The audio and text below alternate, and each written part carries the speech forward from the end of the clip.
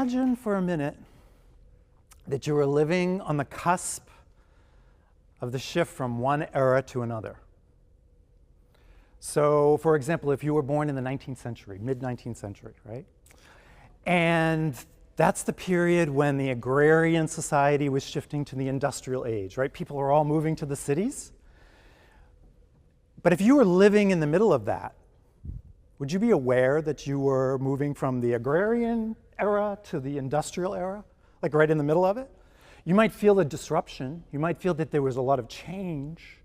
But would you actually be able to label it? It's often not until we step back 100 years later that we have the medieval, the Renaissance, and then the information age.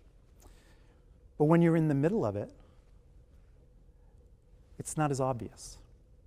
And I suggest to you that we are in the middle of a huge paradigm shift around the landscape of leadership. And those of us that are coaches working with leaders are living in that space every single day. And our leaders are not aware of it because they're living it. So we've all heard the phrase VUCA, right? Volatile, uncertain, complex, ambiguous. But it's often applied to the economy, the politics, and sort of the world that people are living in. The leaders are dealing with a VUCA landscape. But I would suggest that maybe the leadership itself is in VUCA.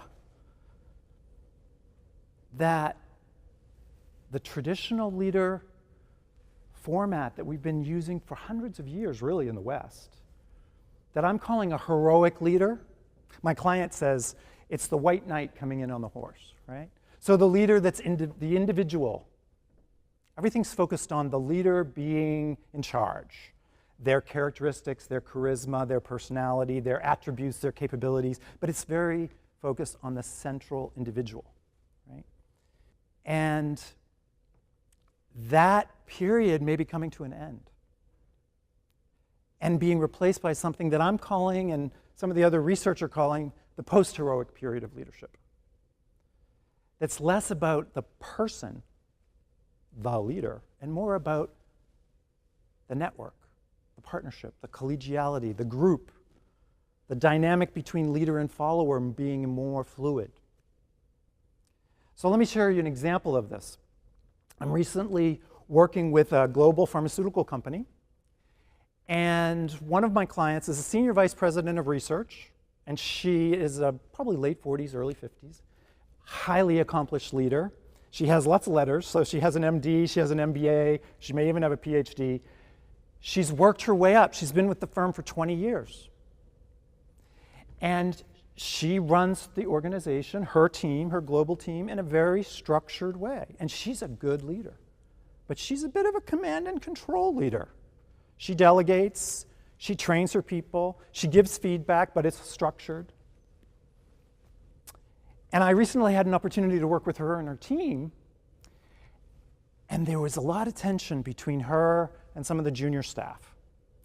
And some of the junior staff that are running, they're supervisors, so they're also leaders, but they're running smaller subsets of the organization. One of them, probably around 28, 30 years old, was clearly creating a lot of tension with his boss. And as the sort of team coach, I'm facilitating. I was very much aware that the two of them were not seeing eye to eye. And it's just a different value set.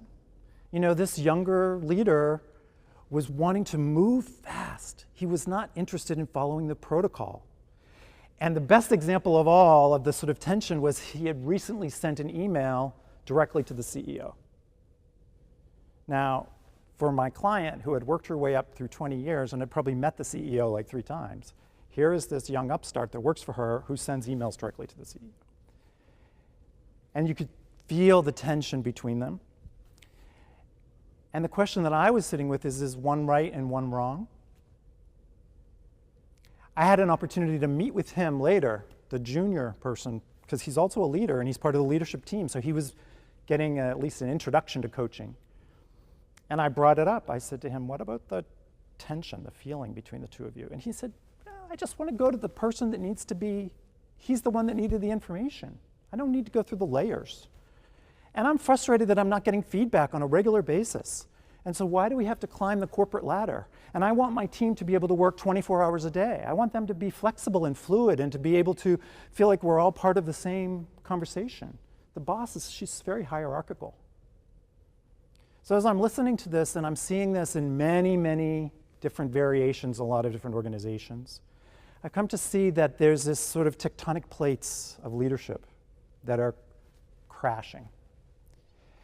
And as coaches, when we run up against those situations, the question becomes, how do you support the heroic leader to be effective, and how do you support the post-heroic leader to be effective? And is it one right and one wrong?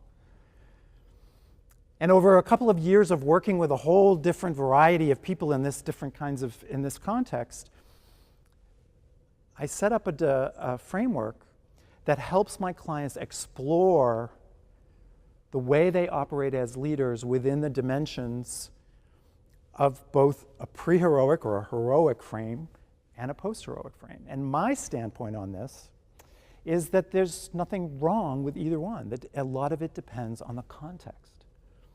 Those of you that are familiar with Barbara Kellerman's work, she recently wrote a book called Hard Times about leadership in America. And I think it's appropriate for the West. And her fundamental theme was that it's all about context. So it's not that the heroic leader is dead. It may be dissolving, it may be dissembling, it may be shifting, but it's not being replaced.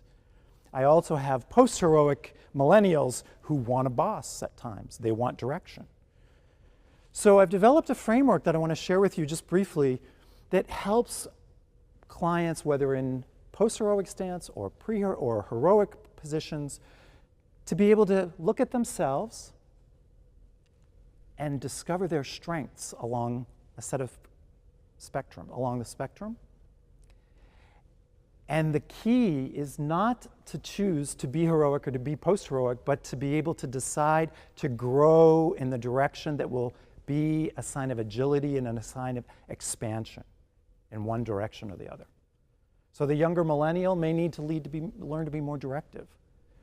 And the senior vice president may need to learn to come off her perch and be more in partnership with her staff. So there are 6 dimensions. I just want to go quickly through the 6 dimensions that I work with. The first is flexibility. Makes sense, right? And it's about leadership style. If you're a type A autocratic style leader, then that's very much part of the heroic stance. The post-heroic stance is going to be more grounded and receptive, more dialogical, more asking questions and not saying so much, this is the way it is. And there's a whole range in between. So flexible in your leadership style. The second is intentional. How do you communicate with your people, and what is the intention that you share as a leader with the group? The more traditional or heroic stance would be rational, right? Strategic plans, PowerPoints, data-driven, results-oriented. We all know that. The vision, the mission, the goals, right? That's all valid, but in the post-heroic stance, a lot of the time, the younger folks, and it's not just young folks, but high-tech workers, startups, they want meaning, purpose, impact. They want aspirational communication. They want to bring the emotional context. They want storytelling, myth, symbol, ritual. They're not right or wrong, but they're very different in their way of intending the communication. A third is emotional agility. We're familiar with emotional intelligence, but with a traditional heroic leader, they would typically keep the emotions in the background. The idea is to be rational and somewhat stoic and clear, data-driven.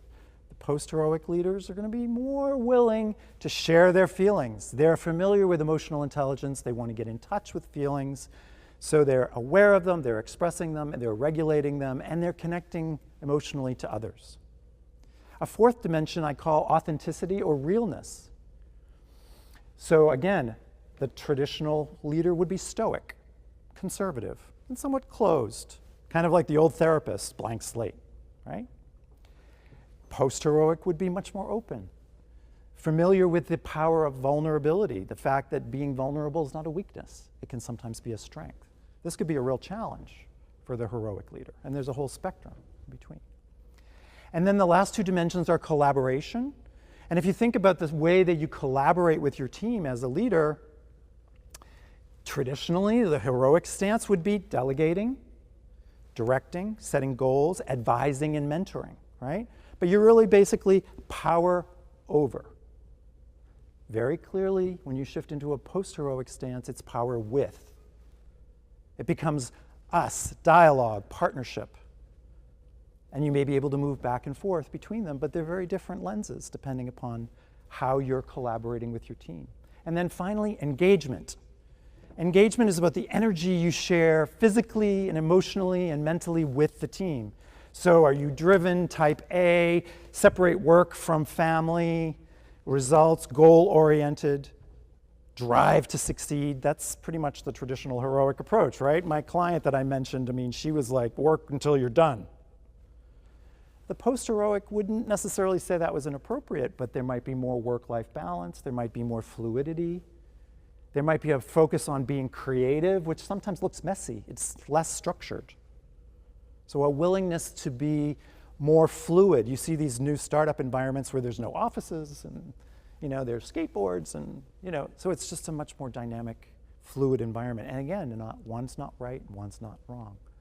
My goal as a coach is to help the clients get in touch with the strengths that they bring, their natural comfort zones and their aptitudes, and then to be able to shift in the direction that will help them depending upon the context. And if you think about flexible, intentional, emotional, real, collaborative, and engaged, it adds up to fierce. And I use that just as a way to help the clients remember. It's not about being heroic, it's not about being post-heroic, but you can be fierce as a leader and effective. And I'll leave you just with one last thought. As a coach, I use that model on myself. And I suggest that we as coaches can use it for ourselves. In other words, am I flexible as a coach? Am I directive? Am I receptive? Am I intentional in my communication? Am I aspirational with my clients? Or am I very data-driven with my clients? And how do I communicate?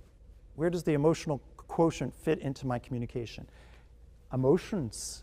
Am I emotionally agile with my clients? Do I actually express feelings, or do I stand back as a coach? And again, there may be appropriate contexts to do both, but do I have an awareness of what I'm doing? Authenticity. Is it okay to be vulnerable as a coach? Collaboration. Automatically we think as a coach you're a partner, it's dialogical. But you know, the reality is that when you're in a coach-client dynamic, there's power, automatic. You're kind of in charge because you're the coach, they're the client. You're the doctor, they're the patient. So if you want to shift that energy, you have to have an awareness that it's even there. And then finally, engagement. Are you engaging with your clients in all the different ways that we can engage today, and how does that work? Do you use Skype? Do you use phone? Do you use face-to-face? They're all very different. They all bring very different kinds of energies, and they can all work. So I like to use the model for my clients, and I think it's really valuable as role models for our clients that we use the model on ourselves. So we can have fierce leaders and hopefully be fierce coaches. Thank you.